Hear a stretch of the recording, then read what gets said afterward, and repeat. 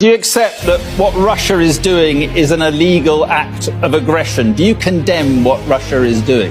Mark, I am against all military operations. I was against Iraq war. I was against US going into Afghanistan consistently. I'm against military solutions in Ukraine to solve problems. But point I'm trying to make is that long before the store was planned, the purpose of going there were bilateral things.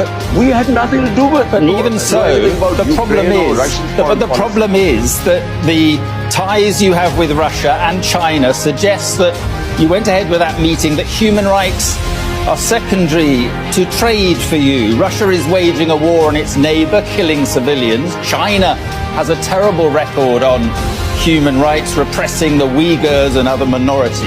Mark, I was elected by 220 million people of Pakistan to serve them. My number one priority is there are 50 million Pakistanis below the poverty line.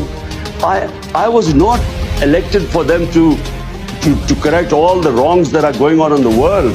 My responsibility was my country. And so all my relationships, whether it was with China, with the United States, with Russia, were for the benefit of our own people. Listen, in Kashmir, which is a dispute between Pakistan and India, India has violated all United Nations resolutions on Kashmir.